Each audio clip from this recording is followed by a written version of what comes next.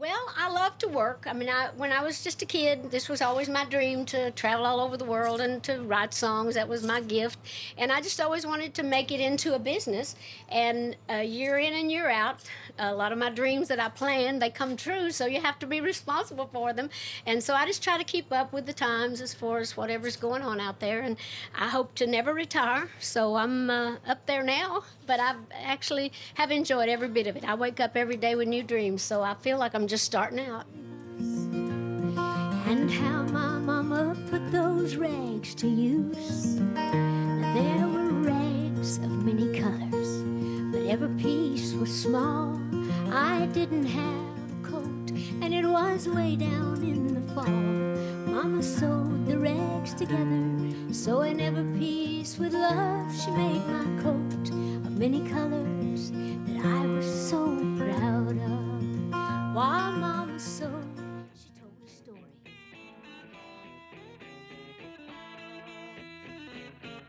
In Tennessee's Smoky Mountains, living as one of 12 children in a wooden shack, Dolly Parton's life started humbly. She has called herself a backwoods Barbie. With bleached blonde hair, a voluminous figure, and sparkling rhinestoned outfits, her appearance may look fake, but inside, Dolly is anything but. She is a true American treasure, the epitome of Southern charm. Her iconic music and sense of humor have endeared her to the world. But her career hasn't been all glitter and glam. Dolly has had to show real dedication to get to where she is today. Well, I've been around a long time. I don't know what kind of a legend I am, but if being around a long time makes you a legend, then I guess I am.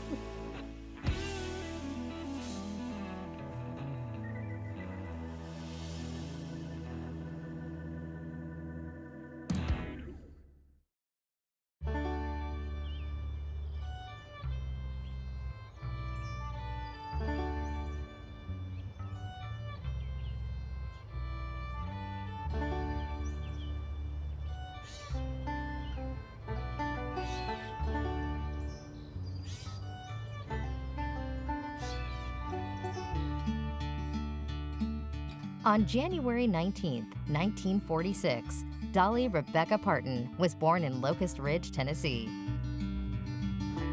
She was one of 12 children born to Avie Lee Caroline and Robert Lee Parton.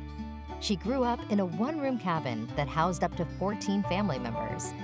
Living in relative poverty, some children had to share beds, with up to 3 or 4 sleeping in the same bed each night. Dolly has shared memories of winters when the inside of their home was as cold as the outside. Dolly's father worked as a sharecropper in the Tennessee mountains and took on construction jobs to make ends meet, while her mother, Avie, was a homemaker. Despite being illiterate, her father had remarkable business acumen, which Dolly credits to her own business savvy. She attributes her musical talents to her mother's side of the family.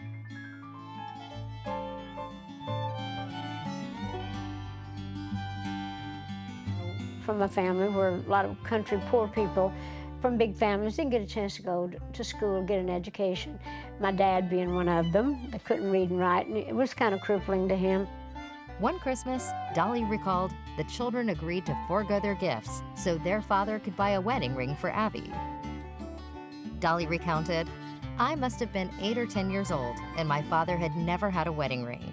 There were a lot of kids around that time, and Daddy decided he would finally buy Mama a wedding ring. Of course, that meant nobody else would get any gifts. That cost money." Despite the lack of presents, Dolly remembered it as one of their happiest Christmases because of the joy they brought to their mother. Although the family lived in poverty, Dolly has always spoken positively about her early life, emphasizing the love, kindness, and understanding that made them happy, despite their hardships. These experiences later found their way into her music. And even though music came natural to me, my mother's people were all very musical, I was the one that really wanted to write all those, all the stories. So like Coat of Many Colors or Jolene, rather than just writing simple songs, I really love to tell a story, and I become whatever I'm writing about. I become that character. In her song, Coat of Many Colors, Dolly sings about her mother stitching a coat from rags and telling her the biblical story of Joseph and his coat of many colors. Despite being mocked at school for her ragged coat, the song reflects the warmth and love of her family. My very favorite personal song, for personal reasons, is my little song of Coat of Many Colors, because it's a true story about a little coat my mother made for me, and it really talks about poor people, that you don't have to have money to be rich. You can be rich in love and patience and kindness and understanding, and the fact that my mother made the little coat with love made it very special. Only poor, only if they choose to be. Oh yeah, it's true, we had no money, but I was rich as I could be in my coat of many colors. Mama made for me, made just for me.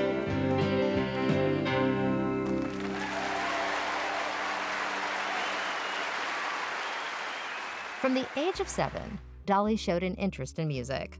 She taught herself to play a homemade guitar and performed publicly on local Knoxville radio stations by the age of 10. She recorded her first single, Puppy Love, at just 13 years old. At the Grand Ole Opry, she met Johnny Cash, who encouraged her to trust her instincts in her music career. Breaking into the country music scene, which men then dominated, Dolly was determined to carve out a space for a female perspective. After graduating from Sevier County High School in 1964, she moved to Nashville the next day to pursue music full-time. She signed with the Monument label, which initially tried to market her as a pop singer. Undeterred, Dolly wrote several catchy pop songs.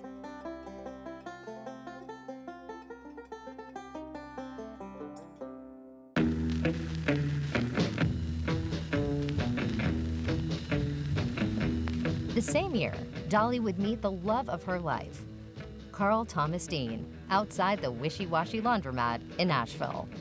He would instantly spot the 18-year-old from his white pickup truck and fall in love.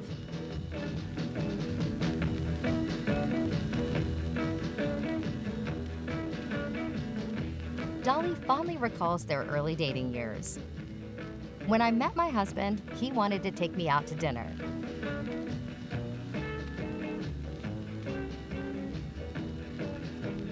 He pulled up to the drive-in window and got our food at McDonald's. He only likes to go places where he can be comfortable. By 1966, the pair would marry in Georgia. The ceremony was very small, but with only Dolly's mother, the preacher, and his wife in attendance. They eloped because Dolly's record label, Monument, was concerned that marriage would interfere with her music career, particularly with male audiences. When asked to reconsider, Dolly responded firmly, "I ain't waiting." And we've loved each other, and we kind of grew into, to a lot of the real deep feelings that we share. And he's very independent, and I want him to do what makes him happy. He wants me to do what makes me happy. We're not jealous of each other as far as what, our personality or of other people.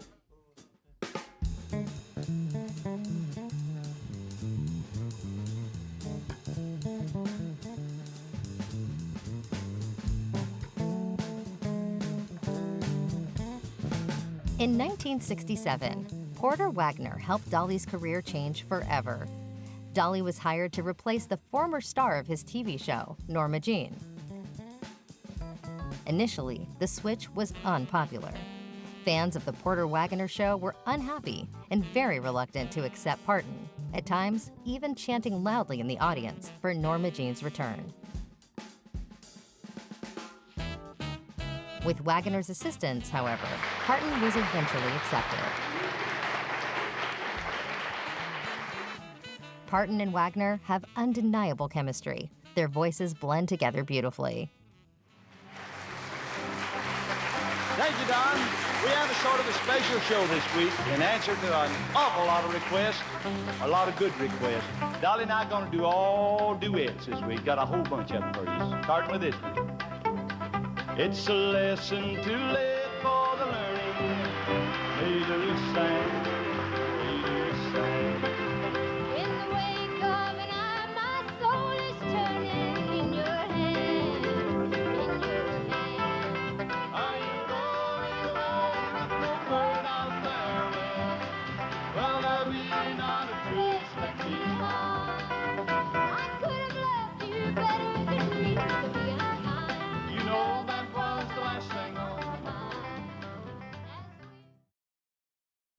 Because of her success on the show, Wagoner convinced his record label, RCA, to sign Dolly. However, RCA wanted to protect their investment by releasing the first single as a duet with Wagoner. Yet before long, Dolly was more of a success than Wagoner himself. In the early 70s, Dolly topped the US country chart with her single Joshua before releasing one of her most beloved albums, Coat of Many Colors, in 1971. It was clear that Dolly was emerging as a solo country star in the making. Of course, the most iconic Parton song is Jolene, which topped the country chart in late 1973 and reached the lower regions of the Hot 100. The song walks the line between dignity and desperation. Dolly has said in more recent years that she wrote the music years before when her husband spent a little more time with Jolene than he should have been. She put a stop to it and certainly got rid of that redhead woman in a hurry. In this clip of Dolly singing the song on the Porter Wagoner show, she looks directly at the camera, and you can see and hear the genuine emotion behind the lyrics.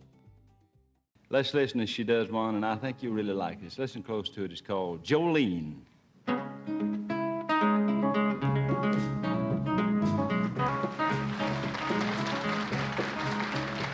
Jolene, Jolene, Jolene, Jolene, I'm begging of you, please don't take my man.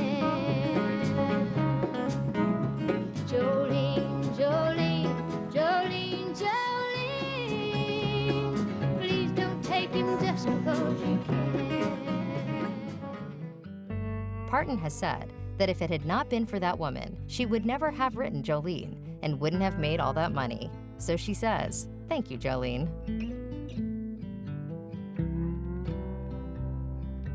Parton has always respected Porter for helping her into the country music scene. But she knew that in 1974, after 7 years on the show, it was time for her to leave.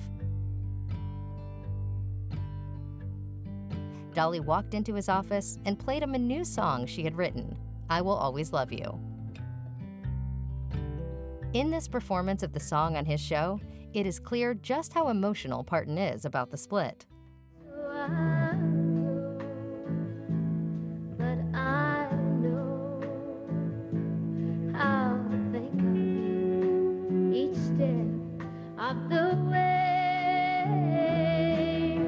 And I will always love you. I will always love you.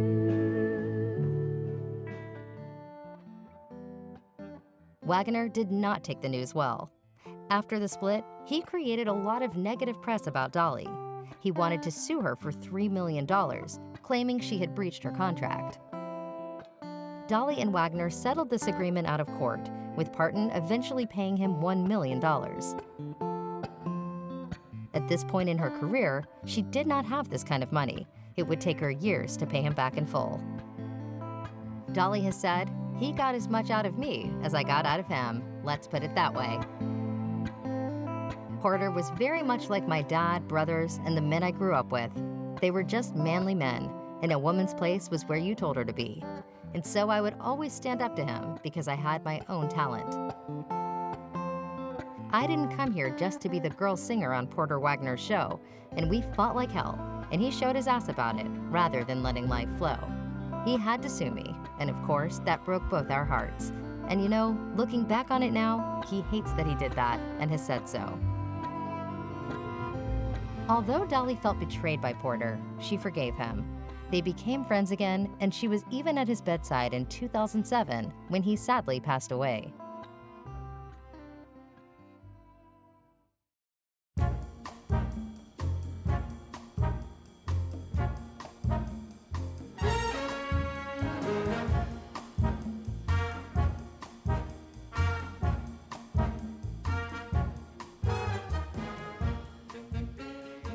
Dolly's iconic look, a blonde wig, full makeup, big bosoms, and a tiny waist, is synonymous with the singer.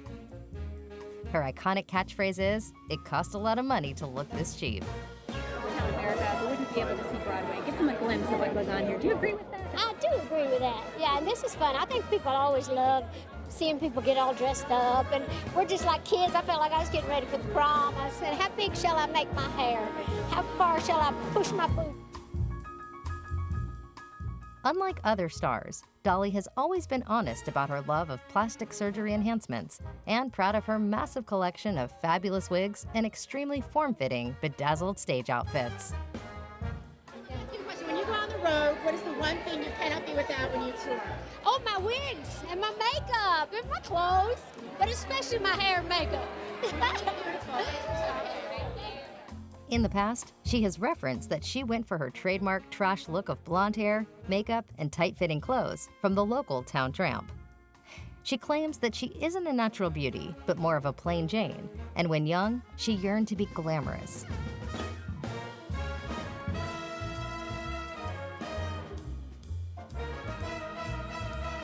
Talking about her look, Dolly has said, all country girls have an idea of what glamour is, and a lot of them get that through magazines or movies.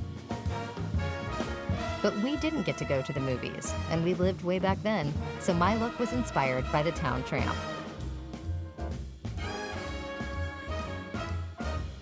Dolly said that she thought that woman was absolutely beautiful, as she looked like a movie star, with her piles of bleached hair, red lipstick, long nails, and high-heeled shoes. I've got to ask you the fashion thing here, because you and I almost look like sisters, We don't do? you think? We've got the full-on blonde we hair. certainly do. And well, I wish, but how many You look better than yours than No, I trade any day. How many parties did you get invited to tonight, and how did you choose Vanity? I didn't even get invited to this one. I'm just crashing the party. You're crashing the I'm party? coming with my manager, Sandy. Oh, Actually, well. I did get invited, and I'm glad to be here. Yeah, To see you. it's good to see you, too. In the mid-1970s, Mac Davis received a phone call from Dolly, who wanted advice on what to do next, as she was struggling in her country music career after splitting from her musical partner. Davis suggested that she reach out to Sandy Gallen. The rest, well, that's history.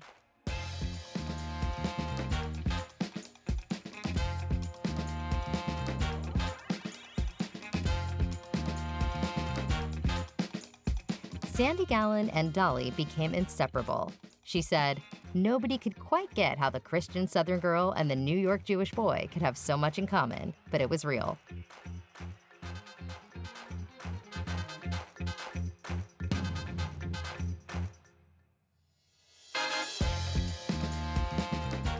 Because Dolly's husband, Carl Dean, did not like to travel, Sandy, who was gay, accompanied Dolly around the world.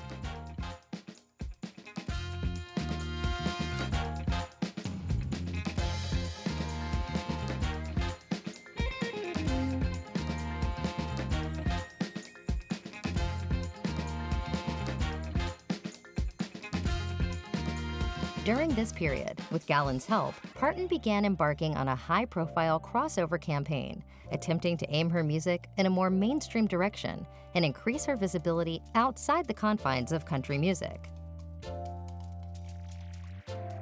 With her 1976 album, All I Can Do, which was the last album she produced with Porter Wagoner, Parton began taking more of an active role in production.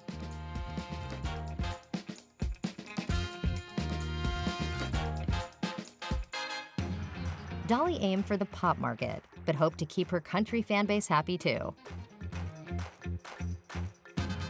By 1977, she was on her 20th solo album in just 10 years.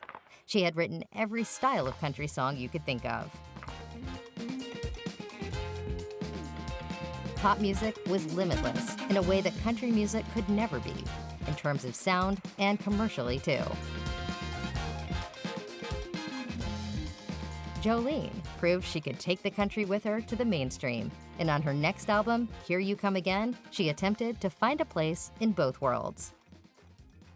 This crossover album became her first million seller, topping the country album chart and reaching number 20 on the Billboard 200. The title track topped the country singles charts and became Parton's first top 10 single on the pop chart, reaching number 3. The next release from the album was the double A-side Two Doors Down, It's All Wrong, But It's All Right, which topped the country chart and made it into the pop top 20. But I don't have a date. Is there a hairy-legged boy that I could go with? How about you? 2 doors down, they're laughing and drinking and having a party. But 2 doors down, they're not aware that I'm bound. Oh, but here I am, just to cry my heart out, feeling sorry that they're having a party just 2 doors down. The album also brought her first Grammy Award for Best Female Country Vocal Performance. Parton started to expand her audience, wisely turning her talents to television. She was a natural and was often on talk shows and TV specials. But it was Parton's big screen debut that propelled her into the mainstream. Her charming, effervescent personality translated easily to the screen. Dolly sparkled. Well, I wanted to be a star, but I always thought of a star more of as a singing star, and being on the Grand Ole Opry, being on stage and performing.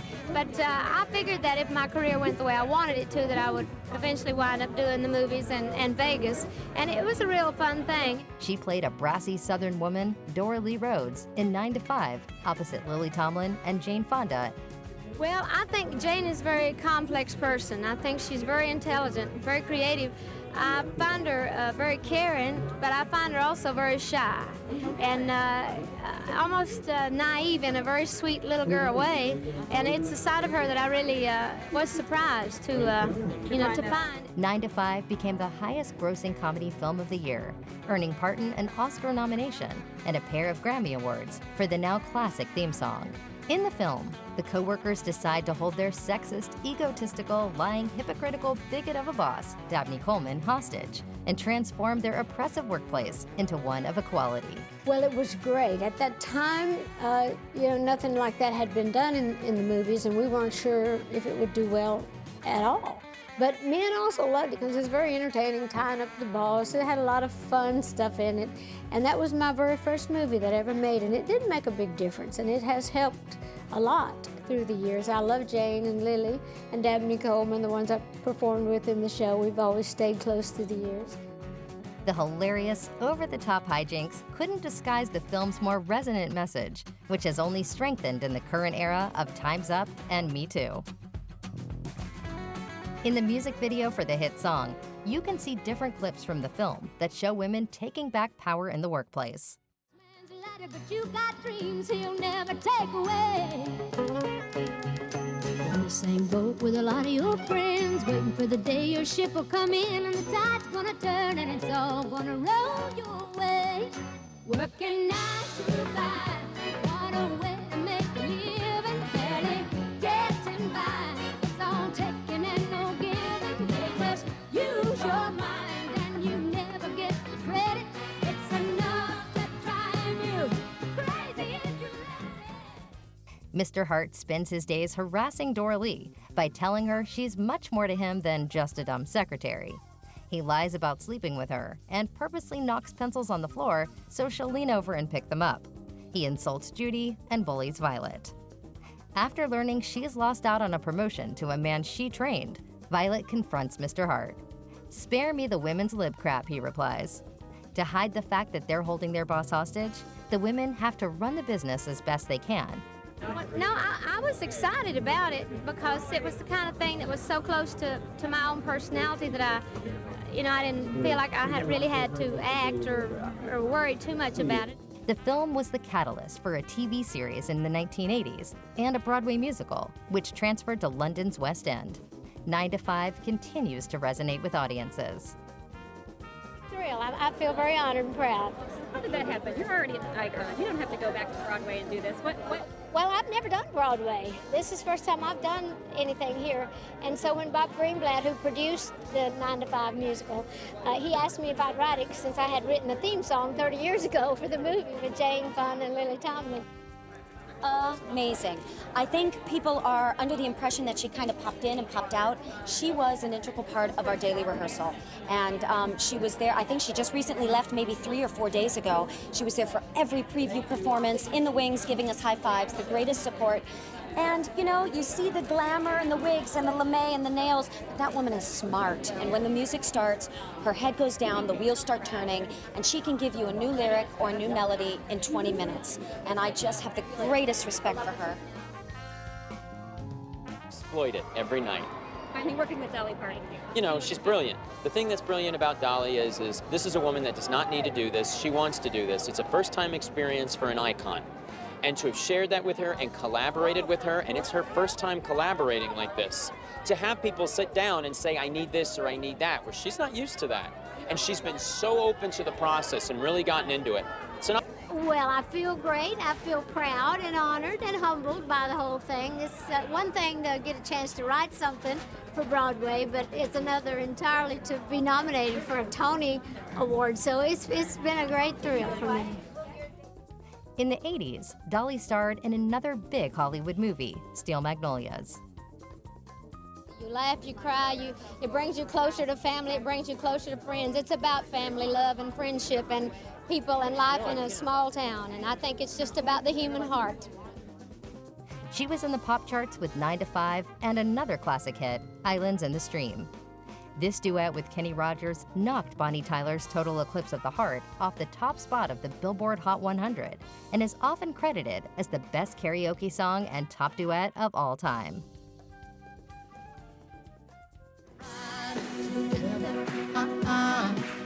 Making love with each other, islands in the stream, that is what we are, no one in between. How can we be wrong? Sail away with me to another world, and we rely on each other, from one lover to another.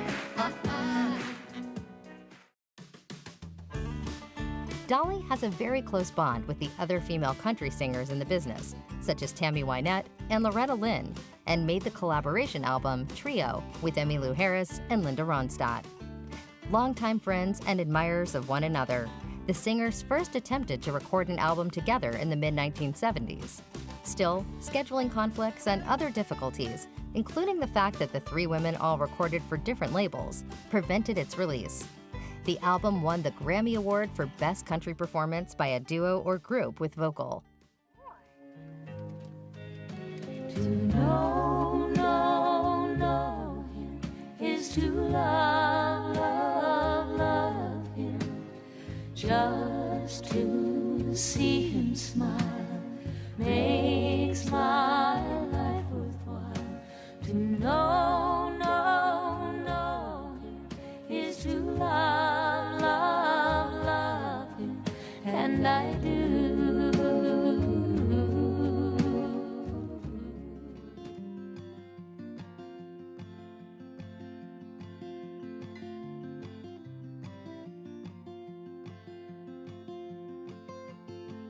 This decade also saw the establishment of her 150-acre Dollywood theme park. Dolly, who grew up in the area, bought an interest in Silver Dollar City in the Great Smoky Mountains of eastern Tennessee. As part of the deal, the original park reopened for the 1986 season as Dollywood. Parton said she became involved with the operation because she always thought if she made it big or got successful at what she had started to do, she wanted to come back to her part of the country and do something great, something that would bring a lot of jobs into this area. Dollywood has approximately 4,000 people on its payroll. I think any time that when you become a star and when you get in a position to help, you should help. And I think you should find charities that are near and dear to your heart. One charity project close to her heart is the Imagination Library, which Dolly started in 1996 in Sevier County, Tennessee. Where we give books to children. From the time they're born, they get a book a month until they start school. And that way they can learn to read, because if you can learn to read, you can self-educate yourself if you can't afford to go to college or whatever. There's something, some subject you can find to read about for whatever you want to do. The initiative expanded across the U.S. in 2000, then set up in the UK in 2007 and Australia in 2013. We're very excited about the Imagination Library being here. I got to make sure I say your town right. It's Rotherham? Did I get it right? I've been practicing because it don't look like that on paper. In the States, anything that's H-A-M, we have to say Rotherham, right? Like Birmingham. Anyway, so we are very happy to be here. And, of course, the Imagination Library is a program very dear to my heart because this is something we started back in the States about 10 years ago. It was something just for my people in my county, in my hometown, and of course it just kind of took off, and now it's all over the United States. We're in about 700 counties in about 42 states, and we've given away 4.5 million books this past year, and in about 2 months we're going to be giving away our 11 millionth book. So that's a lot of books to go out to a lot of kids. Dolly also appeals to the younger generation through the help of her goddaughter, Miley Cyrus. So anyway, I have a lot of fans, from very young ones, from the Hannah Montana show, which I've performed on, Miley's my little goddaughter, and of course I've performed on that a few times. And so we have that little young group, and then all of my fans that kind of have discovered my music, and the younger folks, and then there's the older folks like me that have followed me for a long time. So I've been very fortunate that I've had a lot of fans through the years. Dolly had acted as a mentor to Miley's dad, Billy Ray Cyrus, when Achy Breaky Heart came out. Dolly put Billy Ray on her tour as an opening act. There were even rumors that the two were romantically linked, and even though this was untrue, Billy Ray recalls Parton telling him, "That's the stuff that sells records." From that moment on, the two became very good friends. The two gelled as they had the same roots. They were country kids at heart.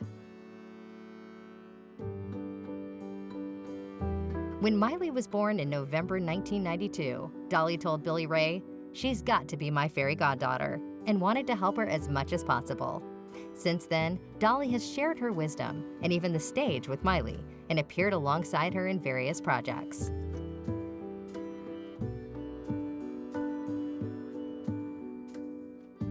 Miley's breakout role was in the Disney series Hannah Montana, where Dolly played her Aunt Dolly.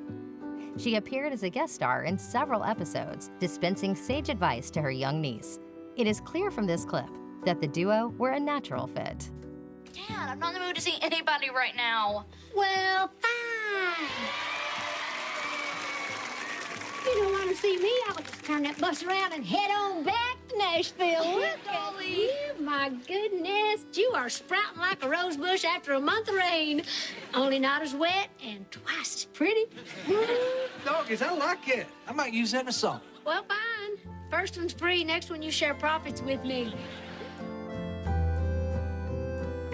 Parton credits Miley, at least in part, with giving her a fan base that spans generations.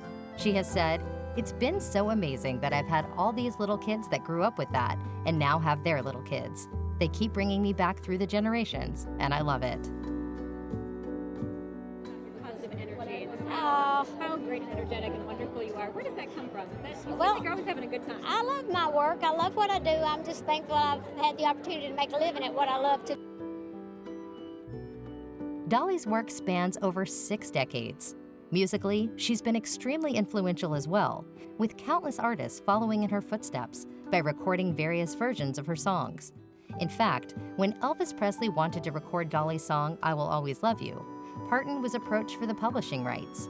But being a bright businesswoman, she declined the request, as she would be signing away her royalties for the song. "It was my most important copyright," Parton said. "It broke my heart because Elvis didn't get to sing it, but I had to hold on to it." Even though the king couldn't record the song, Dolly revealed that Elvis privately serenaded his ex-wife Priscilla with the tune as they left the courthouse following their divorce.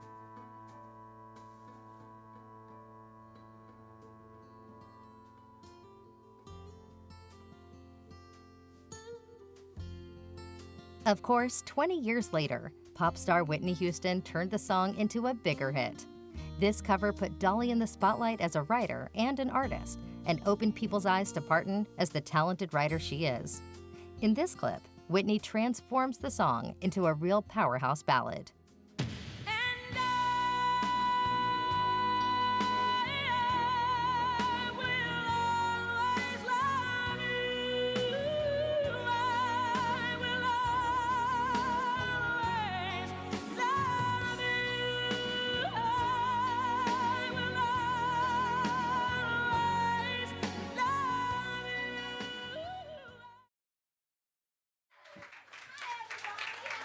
Dolly, welcome. Well, It's so thank you lovely so to meet much. you. Good to see all of you. And this is a very exciting day for me. We got all kinds of things going on. And look, I don't have a bit of mud on me so far. Miss Dolly, Miss Dolly, it says. Dolly's legacy was cemented with her 2014 headline spot at the Glastonbury Festival, which is often credited as one of the best performances at the festival of all time. Well, it's great. Of course, when we were coming in this morning, I was looking at the mud. That was not different from me. I grew up in the mud. My daddy was a farmer. I grew up in East Tennessee over in America, so that was how we made our living on a farm. So I thought, well, this is not all that different. You know, mud is mud wherever you are. But anyway, I just saw all the tents, all the people, and I thought, wow, this is exciting. This is fun. So I'm just proud to be part of it. I can't believe after all these years I've never done Glastonbury before. Well, I think usually some of those old sayings like, to thine own self be true, you know, those things, I think if you really take those and know who you are and know what it is that you want to do and just stick to your dreams and don't get sidetracked with other things, usually that'll, if you've got the talent and you've got the ambition, that'll usually happen. So I'm not the Dalai Lama. Somebody says, oh, Dolly, you always just look so happy. I said, that's the Botox. So, and the collagen. Obviously, Dolly, you're immaculately turned out already. I wonder if you're going to change before stage. Can you give us a little chat through what you might be wearing? Well, I'm going to wear white because I figured with that many people, I want to be seen from way out there. So I figured I would probably wear white because I thought that looked good with mud. If I got some on me, brown and white usually looks pretty good together. But I usually enjoy wearing white on stage, so I thought, well, I kind of probably will wear that. So it's just the opposite of the brown. Okay. Parton became the real showgirl with highlights from her discography, from Two Doors Down to I Will Always Love You, and in this clip, her classic, Jolene.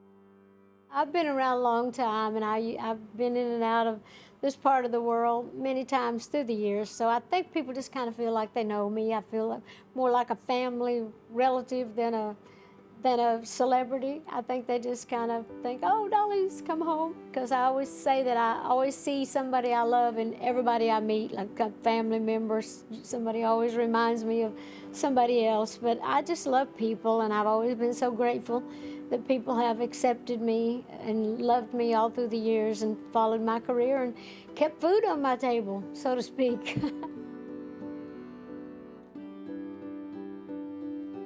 Dolly is an icon.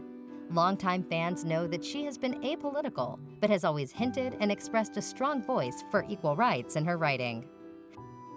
I had grown up with men. I have 6 brothers, and my dad, my uncles. I was always close to, you know, all the men in my family. I've known a lot of great men. So I never was, you know, I didn't think about it that much. Of course, I've been hit on all my life, you know, any young girl would be.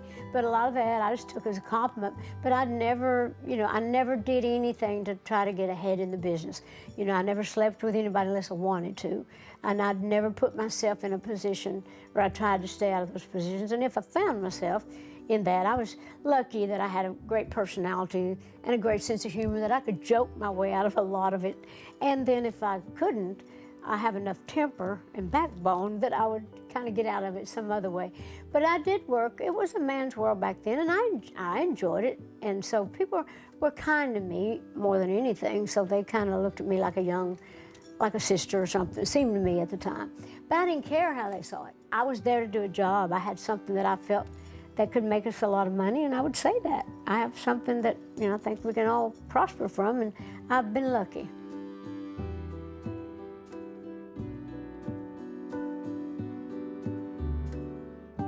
As a female singer born in a particular era, mixing political views with a popular career was not customary. Nonetheless, it has been obvious through songs like Just Because I'm a Woman and her roles in films such as 9 to 5 that Dolly supports equal rights and provides comfort and hope to many through her work. And I think that I just live my femininity. I mean, I'm not a, people say, are you a feminist? I say, I don't know. I don't know exactly what that means. I'm proud to be a woman. I'm proud to be a woman in business. I'm proud to do what I do. But I like to just live it. I like to be an example. And you're right. I wrote some of my first single on RCA Records back in the 60s. It was called Just Because I'm a Woman. And it addressed the issues that we're addressing now. And then all through the years I've written, you know, these songs that were to strengthen and to empower women, but just people, you know, in general. In the new 9 to 5 musical, my first line in the new song that kind of took the place of the fantasy scene, it says, I love men, don't get me wrong, I've always had one of my own.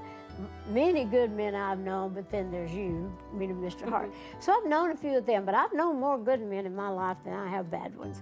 And of course, we all come across those people. Dolly continues to inspire younger music stars, including Carrie Underwood, Taylor Swift, and Casey Musgraves. Parton's influence can be seen throughout the 21st century music landscape. You're gonna wreck your family name, 'cause what goes around comes back around by Friday's football game. Yeah, we only got one sheriff, but we all know how to keep the peace. Oh, don't you forget it, as big as we're getting, this town's too small to be me.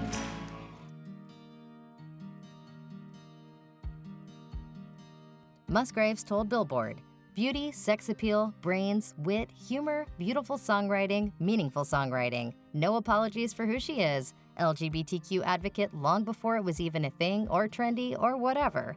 She's fearless, and I admire her spirit.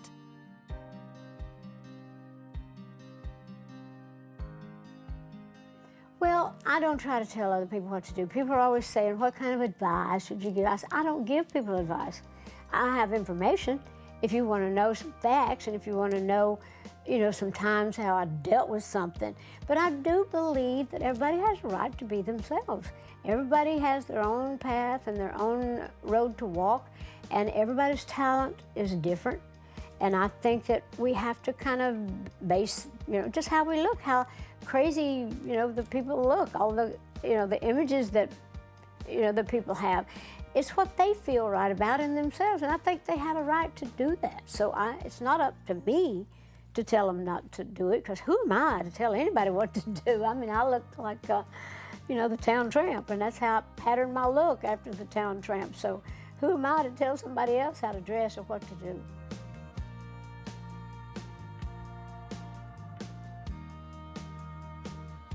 Now, Parton has her own museum, a taught class at the University of Tennessee titled Dolly Parton's America, From Sevierville to the World, and even her own Netflix series, Dolly Parton's Heartstrings, with each episode based on one of her iconic songs.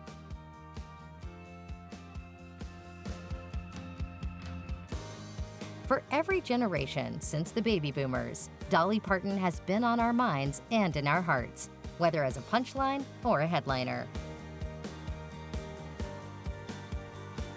Over her 50-year career, she's perhaps never been more prominent in pop culture than she is right now.